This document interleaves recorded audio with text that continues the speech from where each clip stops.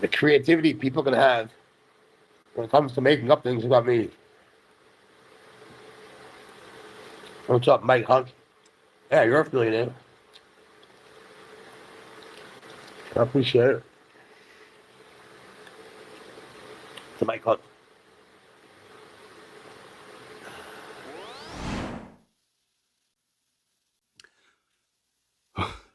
I have watched that video clip probably like 20 times. That video has so much comedic value, from the Whoville haircut to the stickers on the glasses to the irony of what he says in there, which I will show you why later. I feel okay making fun of this a little bit, to Mr. Hunt. So, big Jeff Leibowitz update.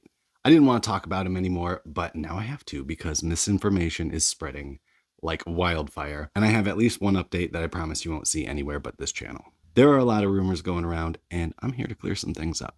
Before we get into this video, I have one other piece of misinformation that I need to correct, and that's a slip-up that I made in the last video. I accidentally said Raleigh, South Carolina. But we all know Raleigh is the capital of North Carolina. I'm just really glad nobody noticed. Okay, on to the video. Monitor lizards saving sheep. A non-venomous rattlesnake copperhead hybrid? Jeff Leibowitz and a record-sized poop. Those are two different stories, by the way. And handing gaboon vipers off to kids. All that and more in today's Scaley Scoop. Okay, it's an isolated incident. You get to determine what is our pet. Snakes, a lizard, and a crocodile were removed from a home in Beaver County, Pennsylvania. My Lord, a snapping turtle. Wow.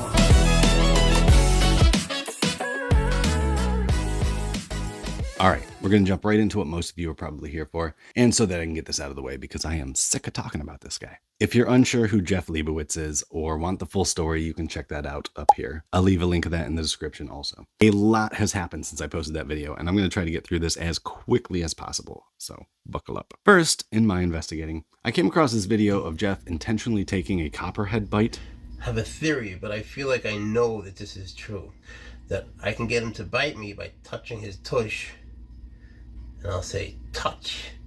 And then he's going to bite me, but I won't get hurt. Don't try this. For real, don't try it. This is different than things you hear when people say don't try it. Like, I really have been studying this. Alright.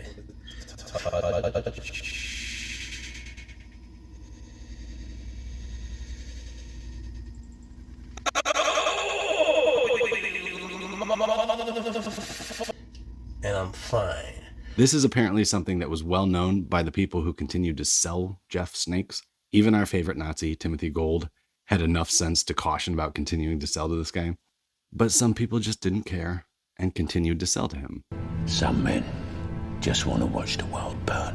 Previously, Jeff had said that he only got bit by the taipan. That was his first bite. Those of us who were not keeping up with Jeff prior to all of this now know that is obviously not true. We now know that it's not just the taipan and it's not just the copperhead, but through Jeff's own words on a live stream, he's also been bitten by a horned viper. Interestingly, you might find I was bit before this, and it hurts so bad.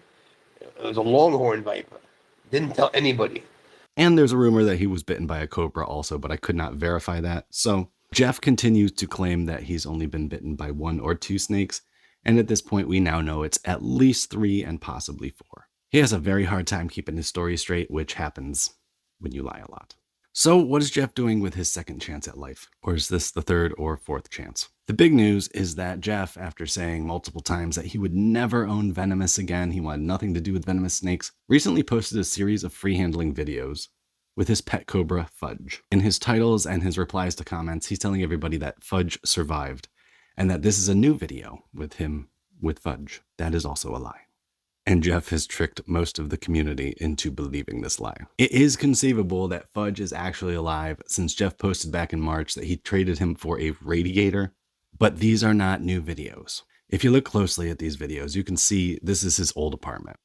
Right here we have the bricks, and up here we have the lack of a ceiling, showing just the floor joists. And this is 100% his North Carolina apartment. These videos also show Jeff's collar tucked in. And if you look closely, you can see the skin on his left hand is peeling in the same spot which connects to other older videos and does not show up in his recent videos. If all of this isn't enough, I was able to find the actual original uploads from back in March. So are these new videos that he's taken since he's been out of the hospital? No, this is just rage bait for attention. The lies continue. By the way, yes, Jeff is out of the hospital, and it seems he won't be needing a kidney after all, which is good news for himself and for others that would actually need a kidney. He's also attending reptile shows where he meets up with his buddies, some of whom sold him the snakes that he had, including one that sold him the Taipan. Dear friend Jesse James, who stood by me through thick and thin. That's my buddy. Yeah. And one at least, who is of course a registered sex offender. Dave Simonson, tell him about your place. This is a good dude. He's a friend of mine. He's been a loyal friend. I got a bunch of crazy stuff. This kid is so cool. Yeah, see that? Depending on the personality. She likes the big black one, like everyone else does. Probably the best. Why do you like the big black one? Because it's so big. He's so big. And Which tracks with the whole video of Jeff filming himself playing with his personal snake in a car. If you didn't see that one, trust me, you're lucky. I cannot unsee it. And no, I'm obviously not going to show it. More on predators in the reptile hobby here.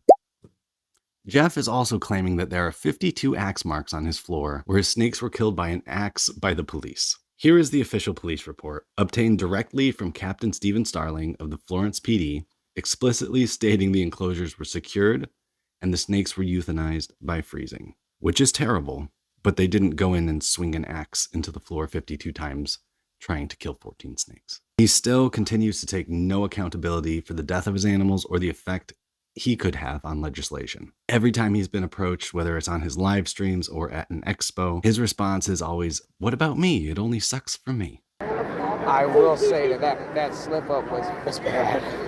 it was bad for me. It wasn't bad for you. I'm saying it was bad for the hobby while they thought you were going to die. Yeah, but I'm the one that got. Blame everybody except for you, and it was your decision. Yeah. You're always wrong. All right, so imagine it's you, and like all this shit comes out about being a bad keeper when these cops didn't know what to do with these things. I bet they did. You should see my floor. It's filled with axe marks. 52. They did that to him? Yeah. Good Lord. So people are saying I killed them. Well, I love them. He was also recently asked on a few different live streams what happened to his serval, Swaggers the cat, who he named his channel after until he changed it to Not Dead Yet. To this, Jeff keeps replying, "Swaggers never escaped and he's fine." Meanwhile, he made at least 8 posts on Facebook. His friends made posts. It was shared in all of these different lost animal groups that Swaggers had escaped and he had not been found, and there was never any update post on that. He keeps saying that Swaggers is okay, but he's also saying that he never escaped, which is, again, a very weird thing to lie about when there's proof everywhere. It is very reminiscent of the Samson Pruitt situation, where he so convincingly lied about dogfighting and never having been convicted, only for the record to be shown, and for him to recently be admitting it publicly on Facebook because he did his time. Let's see, any more tea on Jeff? Oh, he recently bought a baby sulcata, which he then tried to flip almost immediately. I honestly think this is just another troll post by Jeff because he's still posting videos of his new baby sulcata that he apparently loves very much. So while the new videos he posted may be fake, it seems all Jeff has learned from this whole experience is that he thrives off of negative attention. And he will continue to do everything he can to get a reaction of any kind while taking no accountability whatsoever, like most narcissistic people. Oh, and he just said that he got a deal with Netflix for a 2-part documentary. But what have we learned from this? Jeff lies a lot. So we'll see if that's true. All right, enough on Jeff. I'm sick of Jeff. Switching gears. This story comes out of Australia, where monitor lizards are shaving sheep. I made a lot of films. Saving. That was terrible. The Heath goanna, also known as the Rosenberg's monitor, has been the subject of a new study by the University of Cambridge, showing that these monitors not only help save sheep, but also help protect Australia's economy. How do they do this? Because these are large scavenging monitors. The Heath goanna is responsible for eating maggot-infested carcasses in the bush, which in turn helps control the blowfly populations. Blowflies are a major problem in the Australian sheep farming industry, and they cost farmers an estimated $280 million a year. High densities of blowflies put sheep at risk of what is known as fly strike, where the flies will lay their eggs on the backs of the sheep, and the flesh-eating maggots will then burrow into the sheep's skin, eating them alive. It's pretty gross. Sometimes it results in a lower value for the sheep, and sometimes it can actually kill them. So because of this, there's an effort to boost these monitors' numbers in the wild. This all goes to show the critical role each species has in balancing the environment. It's very similar to timber rattlesnakes here in the US, who control tick populations and are capable of consuming up to 2,500 and 4,500 ticks per year per snake. That's pretty neat. I like that a lot as somebody who has had Lyme disease, which is terrible. All right, our next story is of the news being its own news. Or I guess the weatherman being the news. This one's a little older, from earlier last month, but I have to include it. I'm not going to over-explain it. Let's just watch. As we went to start, my cameraman Brad Reynolds' vehicle, he didn't start. So our officer out here helping us out this evening, his name is Jason. He had jumper cables and he offered to give us a jump. So as we're pulling the vehicles up to get them together, obviously no jumper cable, battery to battery. When we opened Jason's hood, we found something a little shocking. And of course, Brad screams, "There's a snake! There's a snake!" It's absolutely unbelievable. There it is, right there. A snake in the engine. Now, this is not uncommon. Think about it, guys. It's cold out here. It's wet. The ground is wet. Keep that in mind if you've got to open your hood over the next couple of days and you're kind of sitting here in some of this very rare wet weather. But, of course, what really made this story, I think, we got the car started, by the way. That's not it.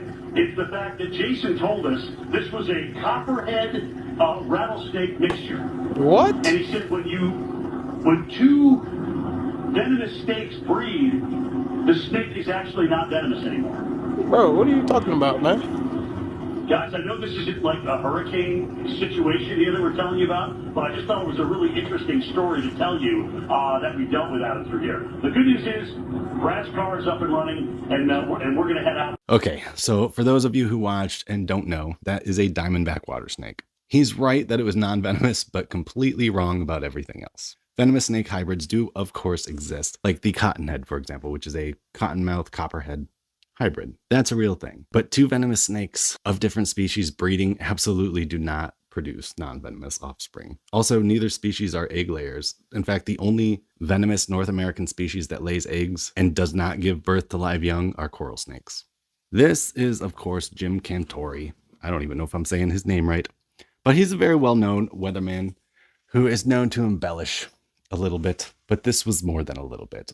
He claimed Jason is the one who gave him this information, but Jason swears he told him it was a water snake, and Jim just came up with the rest of that on his own. Either way, it was pretty ridiculous, and I had to share it with you. Our next story is one that is similar to one I covered a while back, but instead of it being the Reptile Man or the Reptile Lady, today it's the Oregon Birdman, Carl Anderson, who enjoys passing around a gaboon viper to people of all ages at his educational events. Just like the snakes that April Jackson and Scott Peterson bring to schools and birthday parties, this gaboon viper is a venomoid, meaning that it had its venom glands surgically removed. I won't get too deep into that process or the ethics of it in this video. If you want to see a more in-depth look at that, as well as the Scott and April craziness, you're welcome to check out this video. Be warned, it's from when I was just a baby YouTuber, and the quality is not this magnificent production.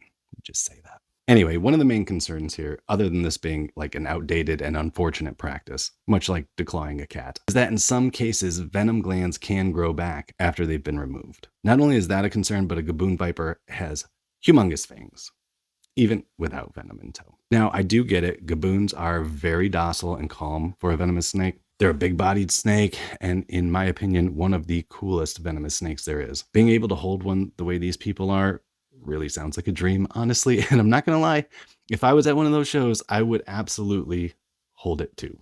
But this is still incredibly irresponsible, venomoid or not. All right, this video is going on for a while.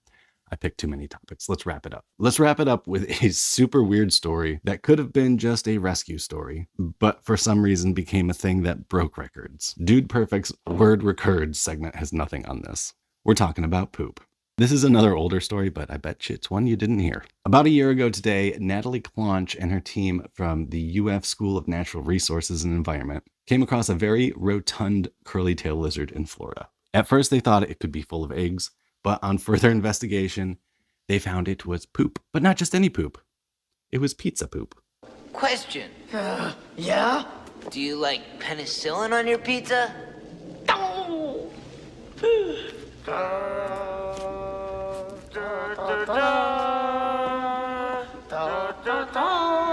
It seems that this lizard had found a pizza slice that somebody had left in the sand, and the mixture of pizza grease and sand left it impacted to the point that the surrounding organs were starting to atrophy, and the poop made up 80% of its body weight. This is like me taking a 13-pound poop, like having a massive baby. You did not need to picture that. If only losing weight was that easy. I guess that wouldn't actually be easy, good lord. Anyway, apparently this poop broke records. According to ZME Science, this poop broke the record previously held by a Burmese python. Now, I'm assuming that can't mean in size, but percentage of body weight, obviously, right? That would be ridiculous otherwise. Northern curly-tailed lizards are an invasive species in Florida, but they're also an intentionally introduced species, introduced to control pests in the areas of sugarcane production. There really are many intentionally introduced species, as well as solely invasive species that are or should be considered naturalized at this point. I don't know if that's true for curly-tailed lizards, but I know it's true for common carp, and we're just really waiting on the legal nomenclature to catch up. I can plug another video with that. Was this like the fourth one? More on that in this video. I guess the main takeaway from this story is that we're the main impact on the environment, invasive species or not. Something that seems as benign as throwing your pizza crust into the sand for a raccoon or a seagull can really impact an established ecosystem that native and non-native all suffer from. All right, I've babbled for too long. Those of you that stuck around to the end, thank you. And if you're not subscribed, please do it up. I do all my research. What are you doing? All right, we're going to get intimate here. I do all my research and do the best I can to give the facts of things. To the folks that have been here forever, I appreciate you so much. I have gotten to know a lot of you, and you are incredible people, and I mean that. To the new people, I'm looking forward to getting to know you too. Suko, oh my gosh. And I upload videos